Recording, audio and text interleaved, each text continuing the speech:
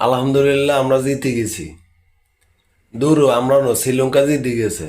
তো শ্রীলঙ্কা জিতন মানে বাংলাদেশ জিতন হমন কথা, এক কথা। কিনলে শ্রীলঙ্কা যদি না জিততো বাংলাদেশ কোয়ালিফাই করতে এলো না। আফগানিস্তান উড়ে গেল। তো শ্রীলঙ্কা জিতা মানে আমরা জিতা, আর আমরা জিতা মানে বাংলাদেশ জিতা। এটা নয় বাইরে কি দোয়া না করছি, হুতি হুতি শ্রীলঙ্কা জিতুক, আল্লাহ শ্রীলঙ্কা জিতুক, আল্লাহ শ্রীলঙ্কা জিতুক। বুঝুন না, এটাকে কোনোদিন সম্ভব নেই। এক সময় না নিবে একে আমরা নাগিন নাগিন ড্যান্স করছি শ্রীলঙ্কার লগে। শ্রীলঙ্কা আঙ্গ প্রতিপক্ষ আসলে সবসময় লাগে, মানে হেতা করে আমরা দুই চোখে বিষের মতন দেখতাম।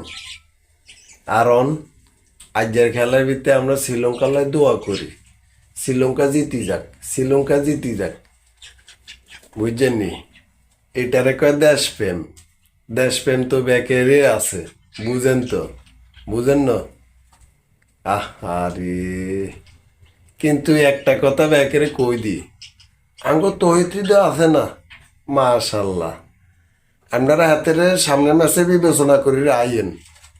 বুঝছেন নি? তহিত্রী দয় হন নির্হুত কোন ইগার ইগা যদি সরম তা ইগা মারে আর নাইমতো না খেলতো। এ আই কইলাম।